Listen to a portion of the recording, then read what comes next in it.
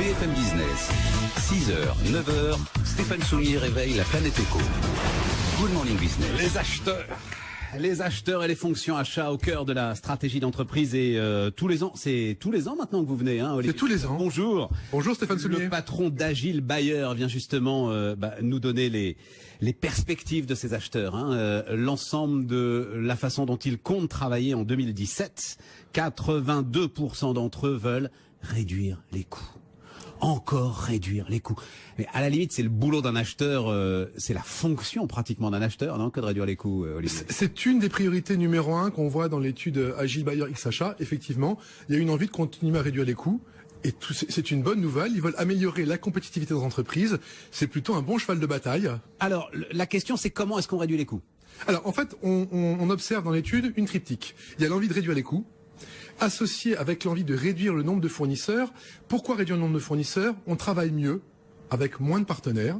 Et surtout, plus on donne de business à un fournisseur, plus il pourra nous le rendre en réduction de coûts. Un effet volume-prix. On augmente les volumes. C'est assez classique. Il y a une troisième partie qui est l'objectif de mieux gérer les risques.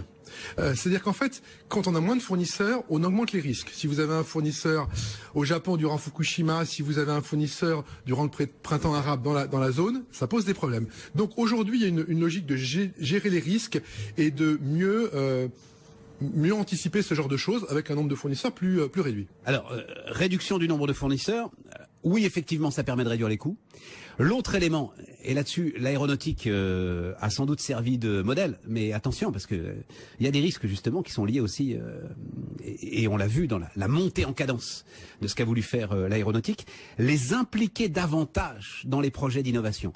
Vraiment généraliser la co-construction derrière de ce que va vendre l'entreprise, c'est ça l'idée qu'ont les acheteurs aujourd'hui. Alors, il y a la co-construction, mais les directions achats font de mieux en mieux leur boulot, sont de plus en plus professionnalisées, et on se rend compte qu'elles font ce rôle d'interface entre l'interne et l'externe. C'est-à-dire qu'elles vont pouvoir apporter ce qu'il pouvait avoir chez les fournisseurs. Ça peut être l'innovation aussi. Plus ça va, plus les directions achats apportent l'innovation des fournisseurs, mais travaillent mieux avec elles. Je reviens au point de tout à l'heure, on travaille mieux avec moins de fournisseurs, et donc l'implication en amont des acheteurs, ça veut dire travailler dès le besoin.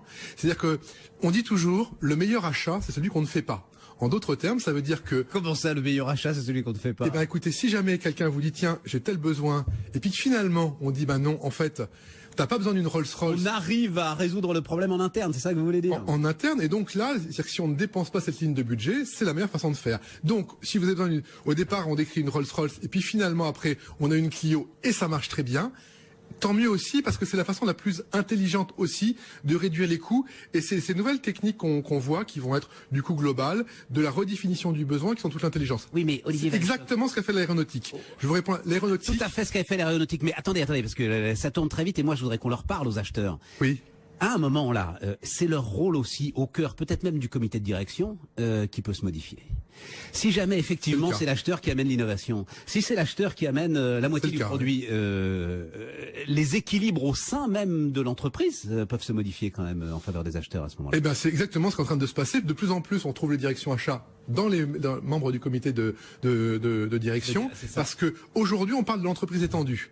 L'entreprise étendue, c'est quoi? C'est avec les fournisseurs. Et travailler avec eux, il y a une intelligence à avoir, il y a un savoir-faire, et les directions achats françaises le font de mieux en mieux. Et l'autre élément, c'est qu'on échappe, c'est une image, alors elle a existé cette image, mais de l'acheteur qui presse le citron du fournisseur jusqu'à ce qu'il n'y ait plus rien qui sorte. Non, si on en fait des partenaires, on n'a aucun intérêt à les mettre par terre. Il n'est pas question de les mettre par terre, justement. Eh bien, c'est pas du tout le message qu'on passe. Voilà. Dans l'étude Agile Buyer et X Achat, on voit très bien qu'aujourd'hui, il y a des façons de plus en plus intelligentes de travailler. Et c'est pour ça que je vous parlais de l'analyse de la valeur tout à l'heure. C'est des façons de travailler en amont, soit sur l'innovation, mais soit sur la façon de définir le besoin, qui est toute l'intelligence du métier. Et l'image presse citron, c'est une image qui était bien il y a 20 ans, mais plus ça va, plus elle disparaît. Cependant, il n'y a pas honte à dire que oui, les directions achats veulent réduire les coûts. Et vaut mieux réduire les coûts d'achat que les coûts de personnel. Pas de problème, mais en partenariat. Voilà. L'idée, c'est que en bonne intelligence. En bonne intelligence, voilà. En partenariat. Et pour 63% d'entre elles, acheter dans des pays à bas coût n'est même pas un objectif. Non. C'est même pas une hypothèse de travail. C'est ça qui est très intéressant. Bah oui. C'est qu'en fait, plus ça va, plus on se rend compte que l'envie d'acheter dans des pays à bas coût diminue. On est à un peu moins d'un tiers aujourd'hui.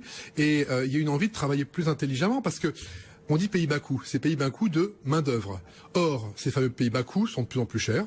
La Chine, les prix augmentent, on en parlait sur votre antenne récemment. Et donc aujourd'hui, il y a une volonté de travailler avec des fournisseurs qui peuvent être un petit peu, pas obligatoirement plus loin, mais de travailler plus intelligemment en réduisant les coûts globaux de la supply chain. Olivier Weinstock donc, et l'étude Agile Bayer ce matin sur BFM. Merci Stéphane Soumier.